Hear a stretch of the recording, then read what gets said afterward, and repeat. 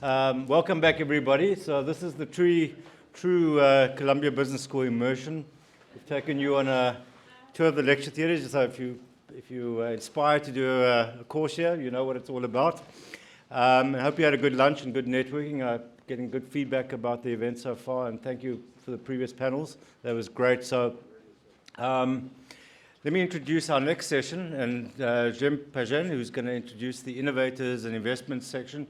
Jim is the head of strategy at investments at J&K Securities here in New York City. So, Jim, another great panel ahead of us, and over to you. Fantastic. Leon, thank you so much. And thank you all for joining us for our 2 p.m. session. And I am very excited to learn what's happening in the global emerging market for payments and digital financial services. If I'm talking too low, just let me know. You can indicate by a frown or a thumbs up. So joining us today, and I really am excited to have these guys join us. We have Neil McEvoy with Consult Hyperion, and we also have Ben Lyon with Kopo. What a cool name, Kopo. We're going to figure out what that means when Ben comes up to join us. So our format is going to be very straightforward. We want to make it as interactive as possible. But prior to the Q&A, we're going to allow these guys to present their concepts, their business practices, their technology and innovations, and then we'll convene into a panel-style sort of discussion. I'm going to open it up a lot earlier than what our session calls for, because I really want to generate more of that interactive conversation going forward. We're going to allow these guys a little more leeway as far as presenting their various thoughts and perspectives, because we have the time to do it. So why not take full advantage of their expertise? So I am not going to do the bios. They are printed in your brochures and also online. That was my good housekeeping rule, so I'm just making sure I stick with Leon's instructions. So I would ask each gentleman to present themselves, introduce themselves briefly, and then move forward into their respective presentations. And we have, and please welcome with me, Neil McEvoy for Consult Hyperion. Neil, thank you for being here.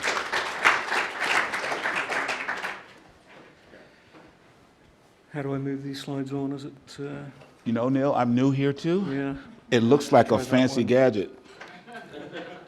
And I think it's tethered because of guys like us who like toys. Yeah. So let's do this. Let's play with it. Yes. The expert has come. I'm just going to do that. Okay. Thank you, sir.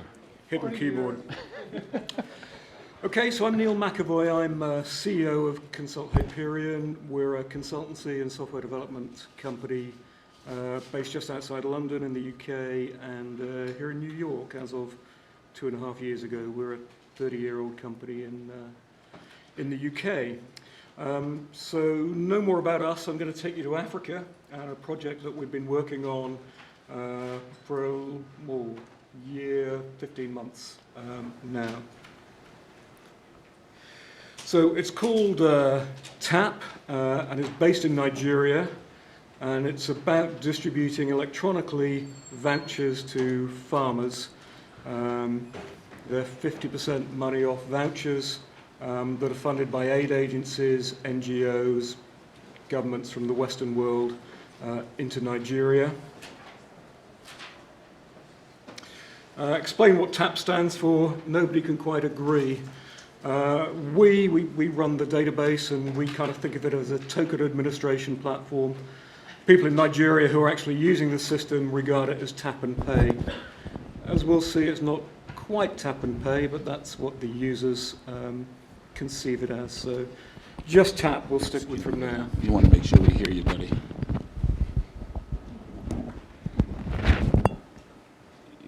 Thanks.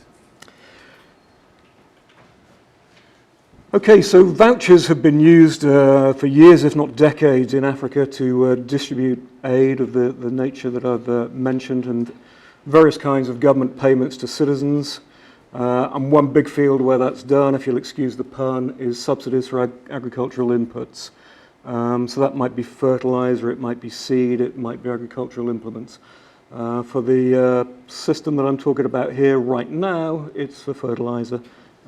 but it's been architected to be easily extendable to anything, as we'll see. And another big field is healthcare entitlements that we intend to move into. So voucher schemes are a challenge. In Nigeria, these have mainly been paper-based systems. Nigeria is a vast country, not quite as vast as the United States, but obviously with much worse infrastructure. Paper goes missing, paper goes photocopied, so there are security issues here. And there's a problem with the mobile infrastructure as well. So we heard quite a bit this morning that mobile phone penetration is up to 80% in Africa. And so it may be, but it doesn't mean to say that you can use your mobile phone in all places. So generally speaking, voucher schemes in emerging markets are subject to inefficiencies, inaccuracy, and fraud, and we'll go into that in a little bit more detail. This is a map of where the mobile coverage is in Nigeria. So the blue areas, you can use your mobile. Much less than half the country. Generally speaking, it's the main built-up urban areas and the highways that connect those urban areas. And guess what? Crops are not grown in cities, and they're not grown on highways. They're in between the highways. So coverage for farmers is very poor indeed. So you can't engineer a system that is going to rely wholly on mobile connectivity. Actually, in a previous pilot system 2 years ago, that's exactly what was done, and it really didn't work very well at all for that reason. So I don't know if you can read that from the back. What it actually says to Précis is that in previous systems, only a third of the farmers who are entitled to vouchers have been able to collect and redeem those vouchers. So an extraordinarily inefficient system. Some of those just don't get redeemed. Some of them get redeemed by the wrong people. So inefficiencies and fraud, actually both in the previous mobile system and in the paper-based system. So how does TAP work? It's a very innovative solution, I would say that, but we have patents applied for in several African countries, in the US and the UK. It's designed for offline support in emerging markets. So a system to do this job is not going to work in a country like Nigeria if it relies on connectivity all the time. And I should say that even in those blue areas in the map, in theory, you're kind of within sight of a mast. Whether there's capacity to support what you want to do at any particular minute or hour of the day is very much an open question, because often there isn't. So we've piloted this system in Nigeria last year. The growing season in Nigeria is kind of from about now through to October, something like that. It varies where you are in the country. It uses NFC technology, and every user of the system is issued with a contactless card. The cheapest possible contactless card that you can get, because there's not money to be thrown around. So the card is essentially just an identifier. For those of you that know the products, it's a NXP MyFair Ultralight card. Our work to date has been funded by the Department for International Development, so a government department in the UK. And our partners have been IFDC, which is a US-based non-profit organization, International Fertilizer Development Corporation, I think. And it's been supporting the Nigerian government's own growth enhancement scheme. If you look at the figures at the bottom there, the Nigerians don't put a great deal of fertilizer into their farmland, so 4.8 kilograms per hectare, and I'm afraid I can't quite work out this instant how many pounds per acre that is, but it's the comparison that matters, that in the UK we put 234 kilograms per hectare in, and obviously get a lot more out. The figure for Belgium is there because last time I gave this presentation I was in Belgium and forgot to give the US figure, but I did look it up this morning, so who would like to hazard a guess at how many kilograms per hectare on average is put into arable land in the United States? I've heard a lot of 500 type figures. Any other estimates, guesses? 233. It's 135. So Much less in European countries, probably because you've got a lot more land to grow stuff in. That would be my guess, but I'm not an agricultural expert. So, before we go into more details, it uses state-of-the-art mobile technologies. It works online and offline for farmers, and the vouchers get redeemed at local agricultural dealers, and you'll see pictures later on in the presentation of the sort of places where this happens. It doesn't rely on network coverage. Everything is completely reconciled, and we use advanced cryptography, all the rest for built-in fraud prevention and detection. I mentioned the 35% figure for the paper-based system in the previous mobile. We reached 95% last year. So 5% not redeemed for one reason or another, but this is a huge, huge difference that we've been able to make. Okay, so what happens? The system is run in Nigeria by what are called employees here. These work for agencies that are contracted for the government and who receive training from us and how to work the system, and there's a force of about 500 of them to cover the areas that we're currently covering in Nigeria. So that happens first because they're in charge of registering the retailers, the agro dealers, and registering the customers. I've mentioned that the customers out of the end of this process get a contactless smart card. The retailers get an NFC-enabled Android tablet. Google Nexus 7 at the moment, but again, quite value for money. When those things are in place, and customers are registered, then we can assign centrally in a database in the cloud. It happens to be a Microsoft Azure database. We can create and assign the vouchers depending on the entitlements of the farmers that have been registered. Those vouchers get distributed. We'll show you how that happens. They then get redeemed, and finally settlement happens. Settlement at the moment is not part of our system, though we're going to extend it to do that. But even though it's not an integral part of our system at the moment, the agro dealers are getting paid for these vouchers that they're accepting much, much quicker than they have been in previous years, where they've been waiting 6, 9 months, more than a year, / never, to get paid for the vouchers that they've taken. It's all happening within less than a month here, and it could be much quicker. So, okay, in terms of registering people, this is all done by electronic forms. The government employees or the agency employees that I mentioned, they're called enumerators. These are the people that register the agro dealers and who register the consumers. All the data is collected electronically. There's no forms to fill, no electronic forms, that's all. And everything gets sent to the core system, the database in the cloud, within a day or two, remembering we're quite likely to be offline. In most circumstances, we're offline to do this.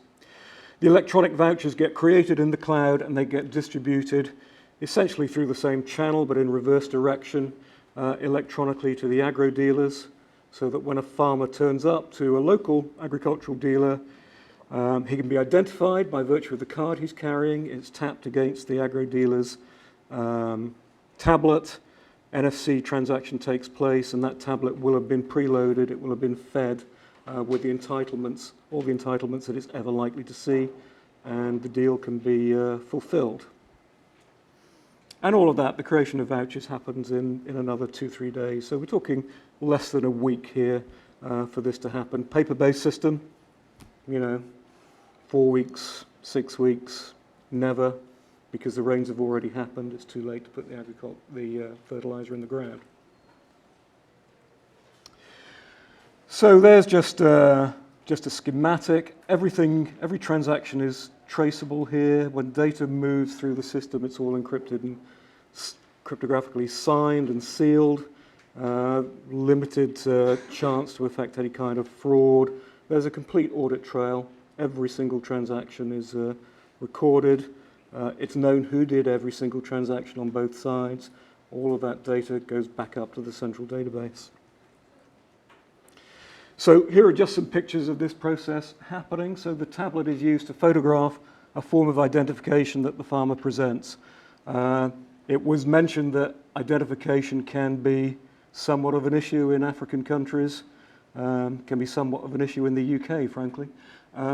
But here there are, I think it's 4, it might be 5 forms of official identification that the TAP system will accept as proof with a reasonably high degree of assurance of who you are and traceability afterwards if anything goes wrong. So the ID is photographed, the farmer is photographed from the same tablet, a few details, biographical details are taken, a few details about the farm. A fresh card is taken from stock, it's tapped against the tablet, NFC transaction takes place, the card gets personalized just with a unique number and is handed to the farmer. After the enumerators are practiced, this takes 2 minutes for the quick ones, 3 minutes for the slow ones. So it's not an onerous task. So this diagram, the side is labeled redemption processing. Actually, this diagram serves to illustrate what happens in all of the transactions. So really there's kind of 3 parts within the system and then settlement. The 3 parts are gathering the registration or enumeration data, getting that from the ground back into the, or up into the cloud. Then in the cloud, the vouchers are created. They have to be distributed to all of the places where a particular voucher might likely be redeemed. When the actual redemption happens, then again, records of those transactions have to go back into the cloud.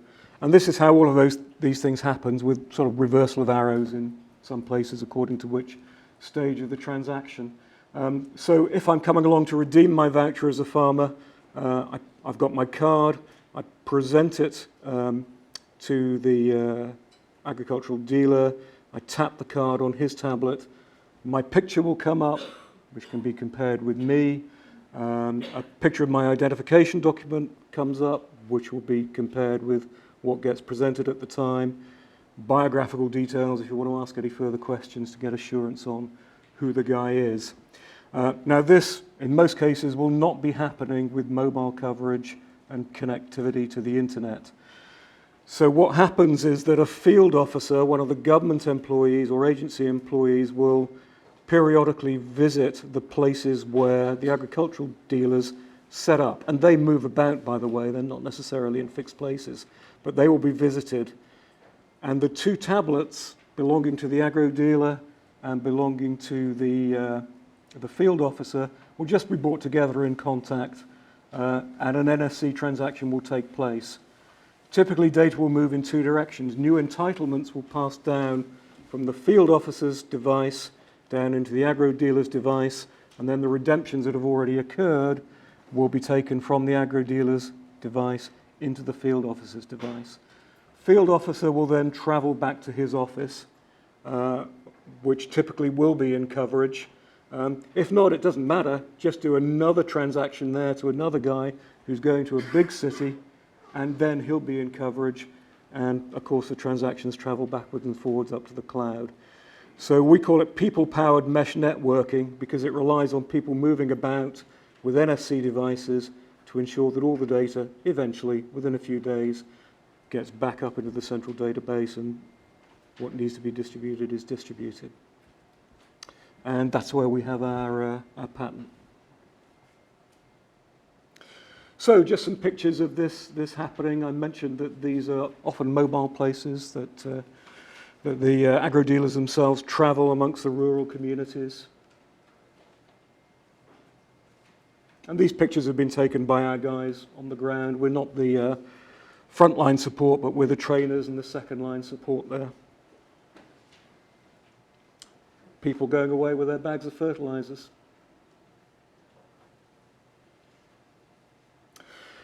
Okay, so the scale of this thing, there's Nigeria. I think there are 32 states on that diagram, and we've been working in the green ones. So the one in the middle is the Federal Capital Territory, so the equivalent of DC, if you like, which is around Abuja, the capital of Nigeria. Moderately intensively farmed, reasonably moist climate.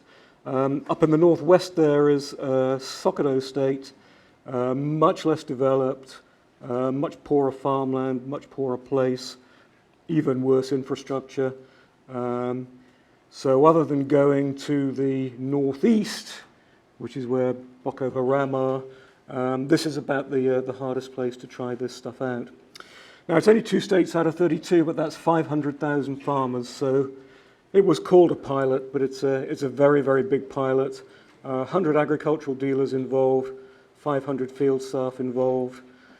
Last year, 1.5 million vouchers were distributed, and as I mentioned, 95% of those were actually redeemed.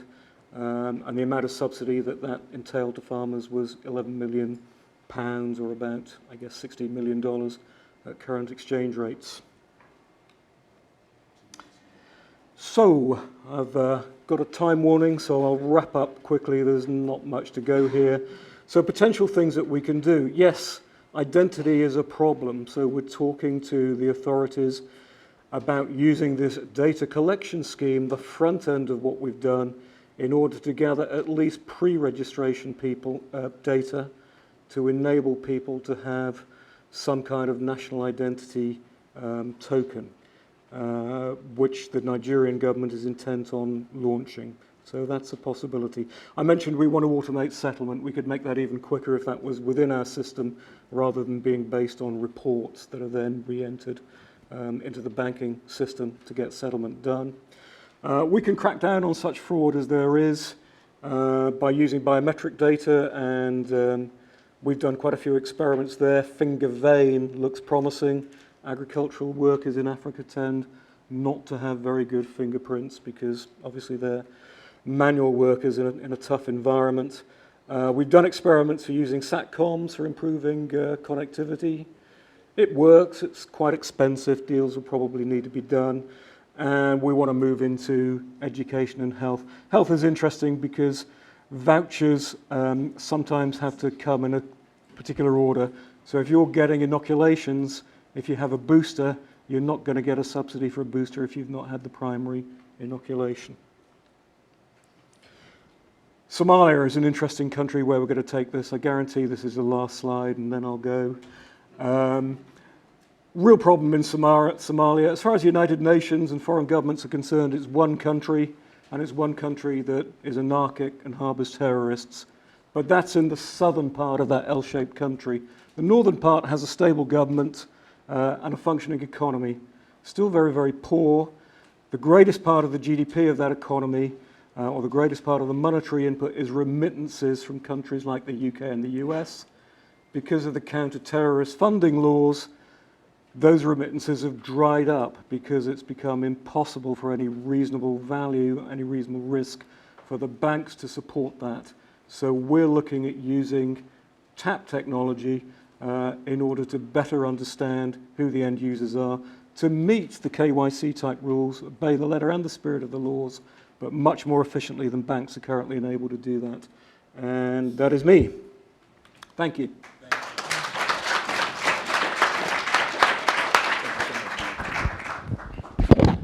Thank you, Neil. We're going to have Ben. We're going to have Ben join us next with the presentation for Kopo.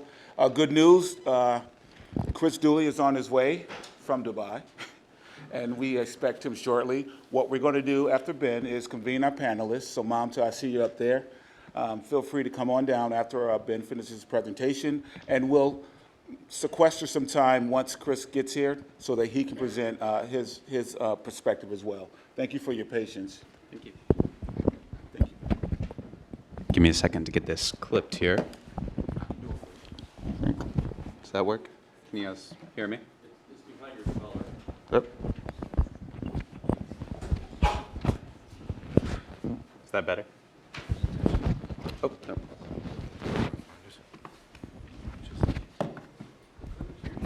Yeah. Better? Test it. Yeah. I am not an audio. Just you want to start talking in the meantime? Yeah. Okay, is that better? Thanks. Speak really loud. Sorry about that. While we get going on this, I actually only have a couple slides and I have a video I want to show you. But before that, I want to give you a little preface and tell you kind of who we are, what we're doing, and how it pertains to some of the other comments other speakers have already made today. So Kopo is a startup. I suppose in terms of age, we turned 5 this year. But we started the company, we started the company to digitize merchants through electronic payments. And what that means is, starting in East Africa, we partnered with mobile money providers like Safaricom, M-Pesa, and Airtel Money to help them really realize the other side of the payments ecosystem, which is acquiring. So at the time when we'd started, there were a tremendous amount of initiatives underway, almost exclusively focusing on issuance. So let's get a mobile wallet into someone's SIM card into their pocket. We came along in 2012. In fact, one of the gentlemen we originally pitched, Alvin Okari, is here. And he got it, by the way, immediately, so you should talk to him. We said in 2012, we think we have this idea, Safaricom, why don't you give one contract to us that allows us to then go and get subcontracts with merchants, and we'll acquire transactions and acquire merchants for you to help kind of offload some of that task. So it became, in fact, quite actually, a merchant aggregator for mobile money. We were the first merchant aggregator in mobile money that I'm aware of. Over the years, we registered over 10,000 merchants.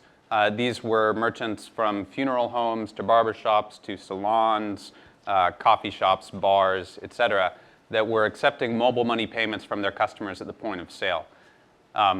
What we found as the years went by is that payments alone really weren't enough for these merchants. It wasn't enough to go to them and say, hey, now you can accept X, now you can accept Y. Frankly, they mostly didn't care. They didn't want to pay a discount rate to accept that transaction. They didn't necessarily understand the value we were promoting, and it was a change of behavior. And so what we found is that instead of just saying, now you can accept a payment, we had to start layering business applications on top of those payments, using the data in those payments to help this business owner better understand their business and, more importantly, help them grow their business. So when you go to a business owner and say, I'm going to help you increase your footfall, I'm going to help you reduce your cash flow shortfalls, I'm going to help you grow your business, now you have their ears. So that's something that we started learning. This is now 2013, 2014.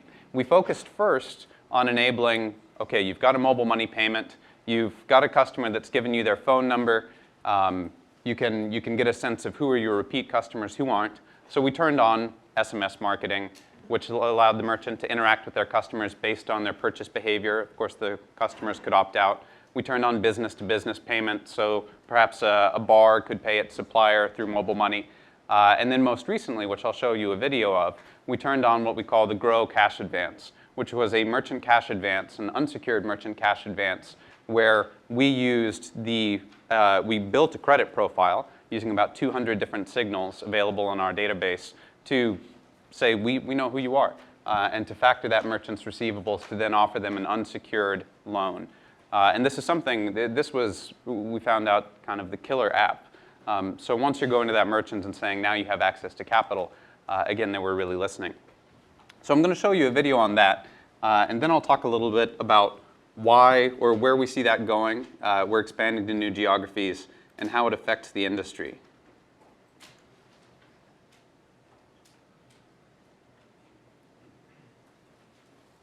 At Jimenez Lounge and Grill. I've had my Kopo account for 1.5 years now, and I must say I'm quite impressed with the level of professionalism that is shown by Kopo. Whenever we have queries, they respond to it. Whenever we have issues, they are solved. The first Grow product I took, I used to buy inventory. Of course, that helped the business stay afloat. The second Grow product I took was to open our catering division, which is now doing quite well. I definitely want to take more growth products for Sherehes, yes, and also for my 2 other ventures that I'm involved in. I recently opened a Kopo account for both of them, so that I'm able to access the Grow products and in future expand them as well. Yes, so just a quick kind of promo video. Sorry for the bad music. I didn't have any choice over that one. Let me close this. How do we go to the next slide? Yeah. So James is a restaurant owner in Nairobi. James had been working with us, or he'd been acquiring transactions through us for about a year or two when we launched this product. And he was our pilot, kind of our guinea pig guy. We went to James and first said, hey, do you have trouble getting finance? And of course he did. And this is the missing middle in kind of SME finance. It's a huge gap across the emerging markets. It's acute in the markets we operate in. And so we said, we know James, let's take a bet on him. Gave him a loan. I think it was even tens of thousands of dollars, so quite large. And we did that based on kind of two things. One was, we said, we have a pretty good sense of your inflows and your outflows and your customer loyalty, and so we're going to build a model to forecast your future cash flows. So we built that model. We had an analyst that's now full-time with us, a former Capital One kind of quant, build that. And then the second model, which was what we call our hazard model, which is basically trying to assess what is your propensity to default. Because we didn't want to take any security, any kind of collateral, because that's one of the biggest barriers to acceptance for these merchants, where they're taking 3 months to get a loan, they have to give up to 200% of collateral. So we wanted this to all be data-driven, and we wanted it to all be paperless and automated. And so we did build those out, and we found something really exciting, which is that transaction data is really predictive. So when you have the inflows, which is you're accepting, here's a merchant that you're working with accepting payments through Airtel Money, Safaricom, M-Pesa. They're then settling their funds out to their bank account or paying forward through a wire transfer to their supplier, all on your system. So you're seeing inflows and outflows. You see the size and the frequency of settlement, which can be an indicator of a business process. For example, if I settle every Monday between 3 and 4 p.m., and I'm the same user on the system doing that, I'm probably someone whose role is to do this, which indicates that I'm probably part of a more mature business. If I settle every other day, and it's very erratic and it's different users, my cash flow position may not be as strong, and so maybe there's a little bit more of a risk. Another interesting thing we found is in customer loyalty, especially in trying to predict the propensity for one of these merchants to default. So for example, you have the MSISD and the phone number of this customer that's showing up on your database, and that's a unique identifier. So when one of James's customers pays him, their phone number is caught in that database. Now, if we see that that phone number comes 3 times a week, we know this is a loyal customer, it's a good customer, there are 500 other customers like him or her that go to James. If all of a sudden those start diminishing, something's happening to James's business that's important and something that we need to know. Either maybe management has changed, the quality has diminished, whatever it is, a fall in customer loyalty we see as a negative indicator. And so this is all happening algorithmically, and it's in across Kenya at this point. We facilitated somewhere between $2 and $2.5 million of loans so far. Great return on interest, honestly, because it's all just automated, it's algorithms. And so why is this important? Kind of going back to one of the things, I think it was Sasha. Is Sasha here with Gates Foundation? In your presentation, there was a bullet that said technology alone is insufficient.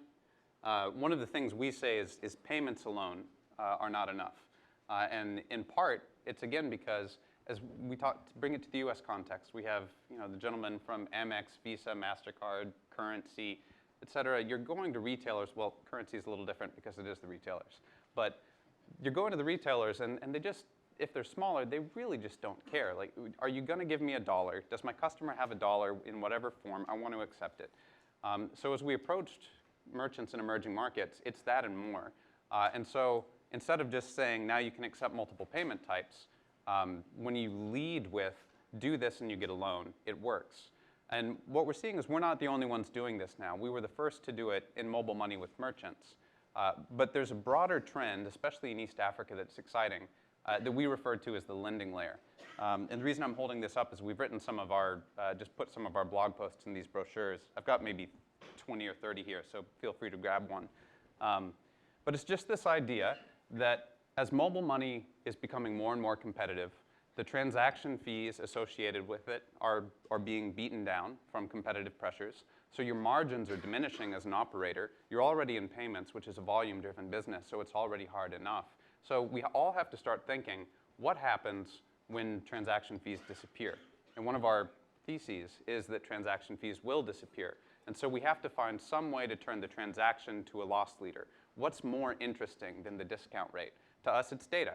I think it was Bill Gaja, is maybe not in the room, but said, why is Google in payments? They don't like payments, they want the data. And so just as we're seeing that play out in the US and seeing it play out in Europe to a lesser extent, it sounds like there's some skepticism around data. It's also happening in East Africa. It's happening at the merchant level, it's happening at the consumer level. There are apps now where they're parsing your Android phone and looking at your M-Pesa receipts or Airtel Money receipts and building credit profiles based on that. And so the lending layer, we think, is one of the most exciting shifts happening right now. And again, here you see it with Square Capital, PayPal Working Capital, et cetera.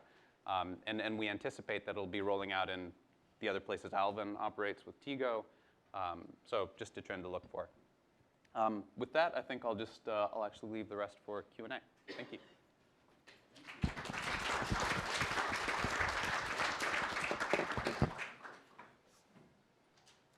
Thank you. Excellent. We're going to have Mamta Rodriguez join us from Visa. And you can sit right next to my name. I looked for the name tag, I couldn't find it. Don't worry about it. So, Mamta, if you could just give us a brief overview of your role with Visa, we'll Sure. go into a Q&A. Okay, sounds good. Hi, I'm actually on Bill Guida's team on innovations and strategic partnerships at Visa. That's a recent change. Prior to that, I headed up solutions and partnerships for the unbanked at Visa. So that's what I do. Within innovations and strategic partnerships, Bill touched upon tokenization, which is part of our world, as is Visa Ready. That's like the mobile point of sale, and any new verticals for acceptance, which is key again to the unbanked segment, wherein you need to create the use case scenarios, and that comes with us as well. Venture programs is also part of us. So VC, which is new for Visa as well, is part of innovations, and that's a little bit about me. Thanks for having me here. Oh, I'm sorry. Are you finished? That's it, yeah. Fantastic, thank you. So Chris is on his way, so we're going to have lots of fun with the Q&A until Chris comes. So I would really like the panel to step me through the process of getting up and running inside of an emerging market. What you guys present is fantastic, but I'm sure there were pain points, challenges, and all sorts of innovative approaches to actually get up and running in these particular markets. Can you step me through what were some of those challenges and what are the words of wisdom for others who are looking for opportunities in emerging markets? I think we'll leave that one to Chris. Just joking. I'm sorry? Alberto, are you here? I'm here. Alberto, I did not see you, my friend. He really is my friend. My apologies. Alberto, it's always your turn. It's good to see you again. I have a name tag for you as well. You go ahead and have a seat. I'll find it. No worries.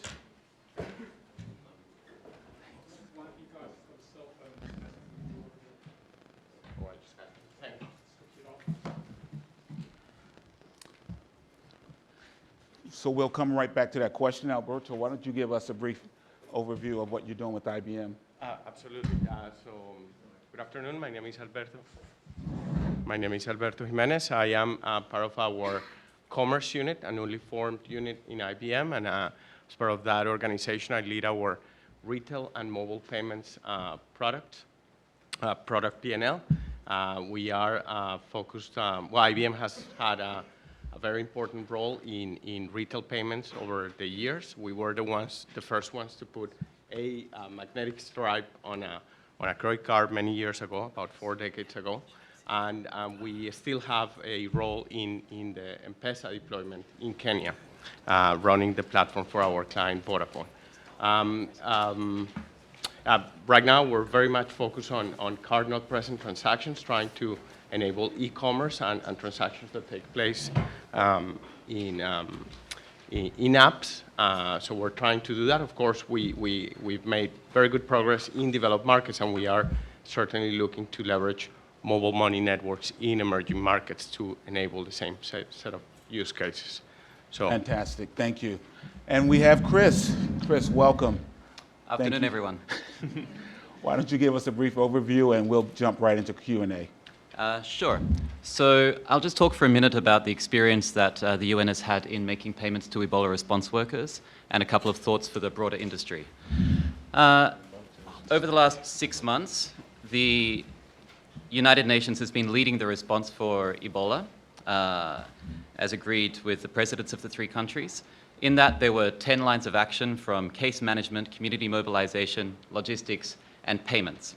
The project that we have been running has ensured that 60,000 people got paid their salary, incentive pay, and hazard pay across the 3 countries. That includes government workers, security, doctors, nurses, the workers for the international community, Red Cross, Médecins Sans Frontières, UN funds and agencies.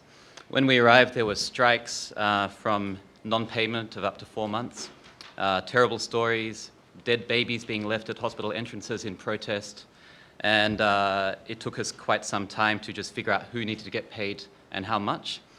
About $8 million and 20 or 30 people later, we have managed to get about $200 million out the door to all of the workers over the last 6 months, set up a biometric registration system in Sierra Leone, which found out of 27,000 registrants, 3,000 duplicate people.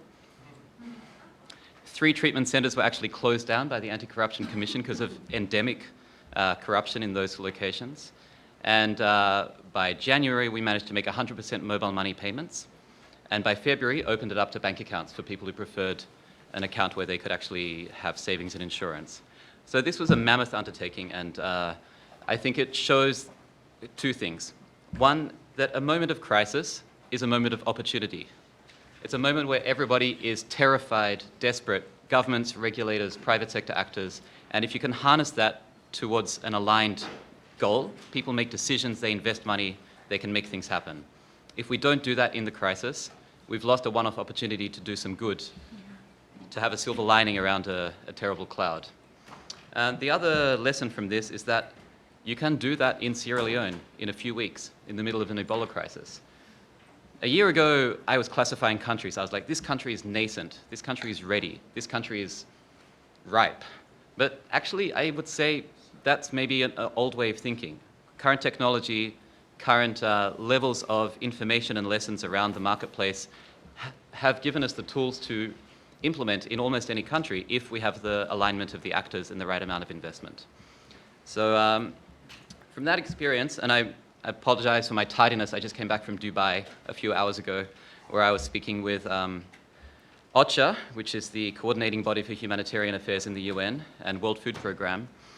My observation is that with new technology, with these experiences in, from middle-income countries to least developed Ebola crisis countries, a lot of people are realizing that there is a chance now to change the way that we do business, to change how we distribute money to recipients, be they workers, be they vulnerable or affected populations, or be they just social safety recipients who are, meet certain criteria in middle-income countries. With that opportunity, everyone wants to be part of a change, but we have silos. We have the development community and the humanitarian community. They don't really talk to one another very often. We have governments, NGOs, civil society. In a given country, they don't often talk to each other very, very well. They talk within their own comfort zones. So I guess to wrap up quickly and move to the Q&A, my call to action to everybody here is to encourage all your counterparts to assign a focal point, somebody with hours per day and per week to do this coordination, to share these lessons, and to start being part of a broader community of practice so we can get out of these silos and see what can be done in other desperate or exciting circumstances. Thank you. Chris, thanks so much. That was very insightful and encouraging. So I'm going to move right to Q&A. Yes.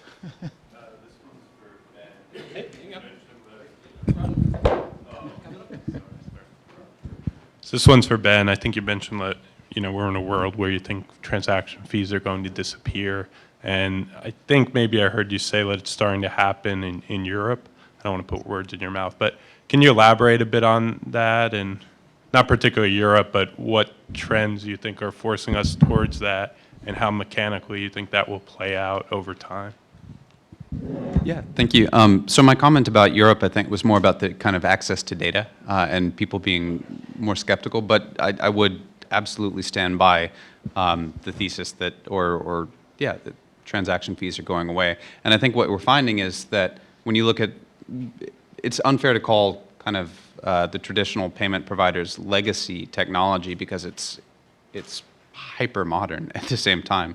But startups like Dwala, Ripple, Stellar, et cetera, are using the architecture of the internet to disintermediate central authorities and kind of clearinghouses and the like. And as startups leverage the power of the internet, which is inherently peer-to-peer, just node to node, they will be seeking ways to enter the market. And the way you enter the market is through quality of service, through competing on price.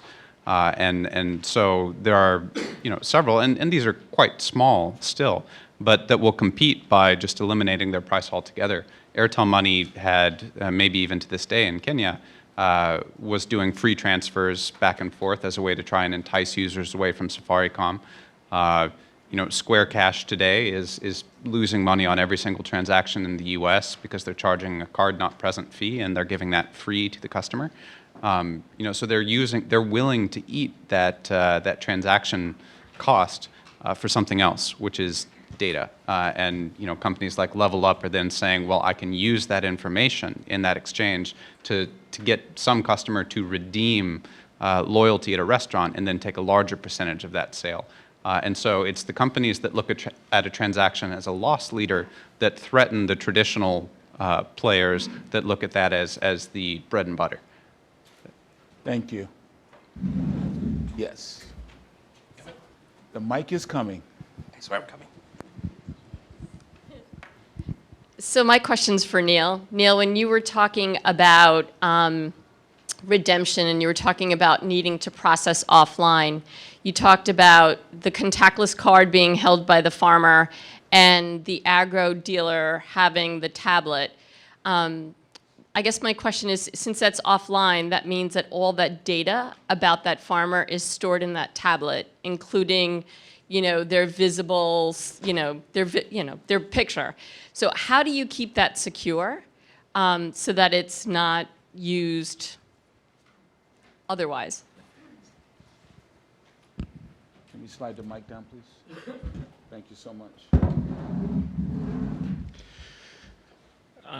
It's an accurate observation, and it's just down to business processes, selection of the people who are going to do this work, the training of them, paying them adequately, and by and large they're actually paid more than they might expect from similar jobs. It is to do with getting the processes in place at first and employing trustworthy people.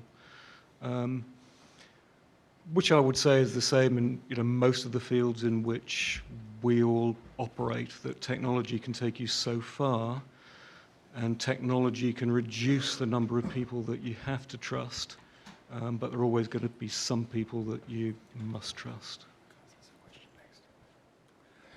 Okay, I'm going to go to the next question. I just got to dig into that a little deeper. So we're talking about PIV, which is really what the question centers around. Does the actual operator of the tablet have edit rights to the records, or is it a read-only? Oh no, it's absolutely encrypted, so he can't see anything. So once they authenticate and that information comes up, what's stopping them from doing a screen capture? Before they do any transaction at all, they've got to present their own card that they will have been registered with, and they have to enter a PIN. So to do any transaction, that two-factor authentication has to occur. After they've done that, they can run off with a device, in theory.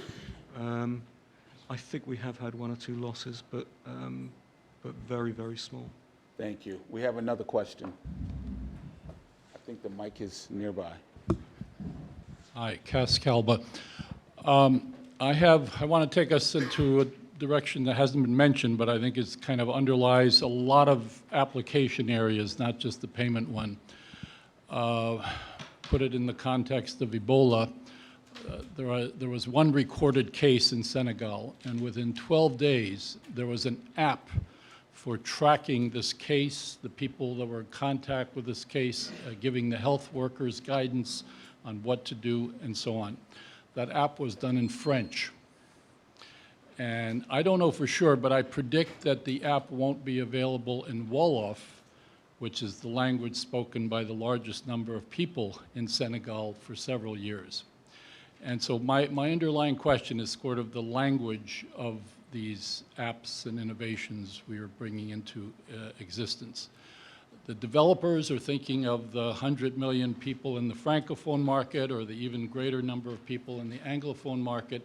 They're not thinking of the local language environment or of the fact that many people can only deal with these things orally and not even in text form. So what is there in your experience? You know, have you had to face this thing, whether it's Wolof or Swahili or even much more local languages, in developing some of your apps in the areas that you're familiar with? Or do you see this as something that's going to have to be faced as these things spread into rural areas and so on? Fantastic. So it's a localization question. Fantastic.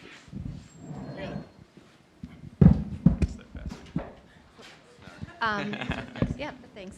That's a great question. So in my prior role within Visa, where we're looking to develop solutions in the underserved market, not only is it the product, but prior to putting the product into the market, it's also, and when I say product, it's also thinking about the acceptance ecosystem, making sure we have a bank partner and the whole bit, all bundled in the word product. It's the financial literacy and literacy overall that needs to go, honestly, be introduced, and we do introduce it prior to the product launch. The literacy is not only do we have to think about the language requirement, as you just alluded to, but also in the form in which it's given in. Because, for example, in Rwanda, we realized that the best way to communicate financial literacy and the reason to switch from cash to electronic payments was through drama, so theater. So we explained the use of payments, why, payments, and we did it in the local, like where the taxi cabs congregated. That's where the drama theater took place. So our financial literacy department needs to think through that. They work very closely with us on the product side of the house to what we think the needs are in the market. And how do we know that? So we go in those markets. So for example, most recently I was in Myanmar just a few months back, and in Myanmar it was, we're creating an financial product for agriculture. So rather than being in Yangon, we were out in the farmland and talking to the farmers, and it was a pseudo focus group with a cross-functional team of the country manager, ourselves, in product, financial literacy, and also who else do we need to partner with. So in that, it's not just doing it in silo, but recognizing that we need to have some partners, local country partners, or even some partners that are in the global perspective that understand agriculture better, understand the local needs better, and then to come up with a point of view. So it's a real holistic ecosystem approach. Thank you. And Chris, you wanted to chime in as well? Yeah. Thank you. Good question as well from a more pure Ebola perspective. I think there would have been at least 500 apps or technology solutions suggested to us, not just to me in the finance and payment section, but to health people, to logistics people. Of those, probably 3 got used and were useful. And I'm not saying they were necessarily the best 3, but they were the 3 that were asked for. The other 497 were supplied by some innovator. And I'm not saying innovation is bad, but in the middle of a crisis, it's very hard to take the time to assess different options and technology solutions. The bulk of contact tracing was done just with human beings, potentially with a text message, sometimes not even a text message. And that worked fine, actually. So those few apps that were used, or the technology solutions that were relevant in the midst of a crisis, were quite easy to skin into local languages. Then, of course, you have the question of, can people read? Is the data throughput in the cell tower adequate for the number of bits and bytes that need to be transferred for the real-time usage of an app? And the answer to that is often no. And I feel that correct specification by an organization that needs a technology solution, and then correct listing of shortlisted companies that can possibly provide that, and then an appropriate, business requirements and development approach can give you very, very good results. But if you don't have all of that, if you just come up with an idea or push it down, or if you have somebody saying, we need a GIS, geospatial mapping tool, which about 100 people said to me, and we had a bunch of them. If they don't really know what they're talking about, you don't end up having a good nexus, and you just end up with human beings and text messages. So my recommendation to anyone in this space is to try to get a business analyst in between the user and the developer. I know this is not rocket science, but if you don't have that, you'll have 500 apps of which only 3 are used. The local language bit, I say, is one of the easiest parts of the puzzle. Thank you. We have another question.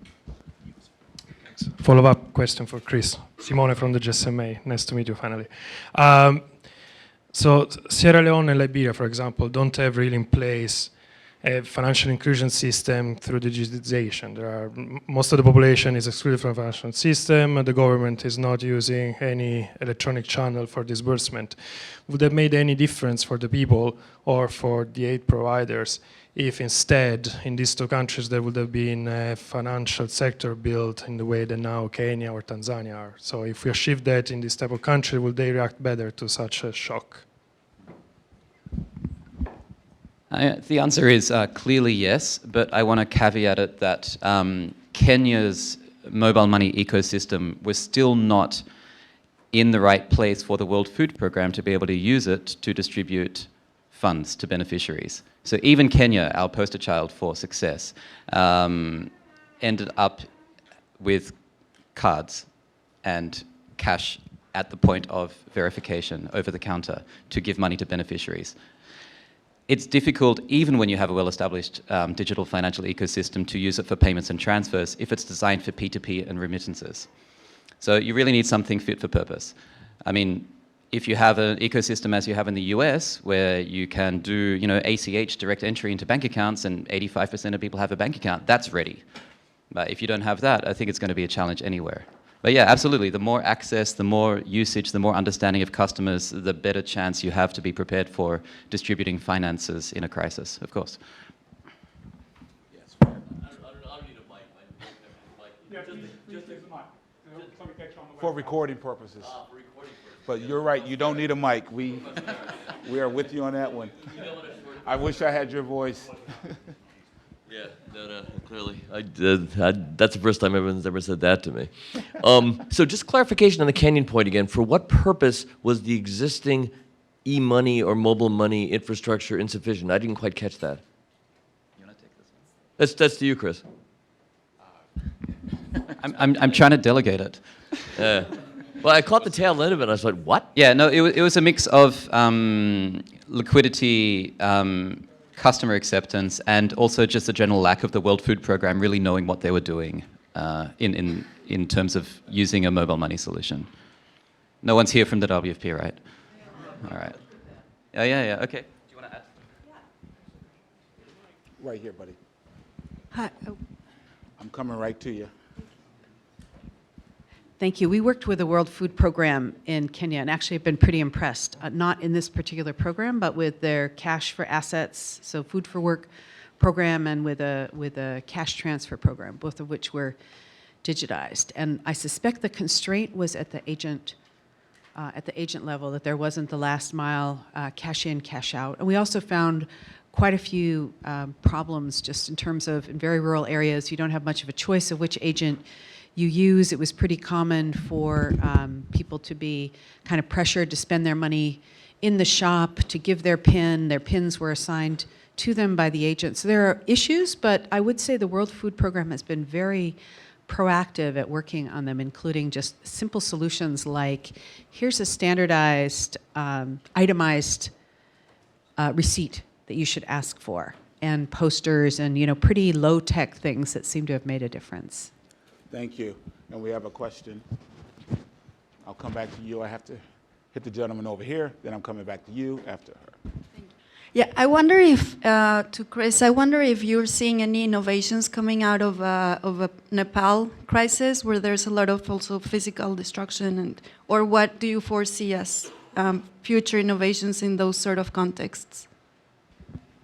I can give a quick answer to that. Last week in Dubai, it was 200 humanitarians, and everybody was talking about Nepal all day long.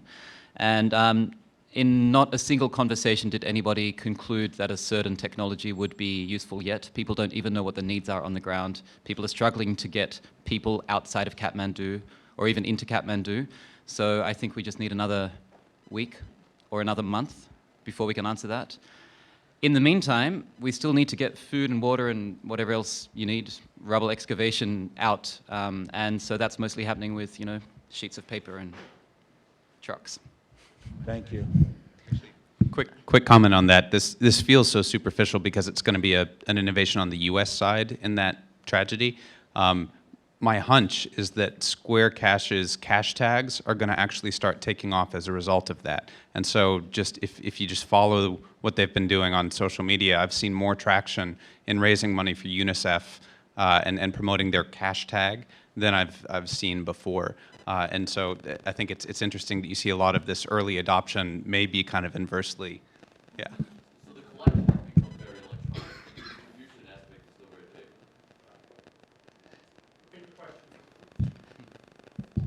big. This is a question to Ben. I'm just wondering if you could share a little more about your distribution. So how you actually acquire those merchants? Do you go one by one? Some of them in rural areas, some of them speak, obviously, all of them speak local language. Do you have local teams on the soil, or how you do that? Yeah, acquisition is the most difficult part, and kind of the strategies for it are our core competency, one of our core competencies. And so in Kenya, we directly acquired and currently manage a network ourselves, and we do that through various channels, through third-party commissioned sales agents that we manage electronically, so we have to pay them commissions tied to performance. We need to do that quickly or else they churn. We have channels like banks and supply chains where we'll have our salespeople riding in the trucks of a supplier and signing up their retailers along their distribution route, online advertising, referrals, et cetera. In other markets beyond Kenya where our platform is licensed through a bank acquirer, that's where we'll train them to then leverage their existing branch network and sales representatives and our management technology to do that in a way they never have. And for example, we had in Kenya, and we have less than 50 people there in our team, we at our peak were acquiring about 2,000 merchants a month when a large global bank was acquiring about 80. And it wasn't because we could out-resource them, it was just because we really turned the process into kind of a science that you could track. Thank you. Mamta, Ben, Chris, ALberto, and Neil, thank you so much. Please join me in thanking our panelists for fantastic.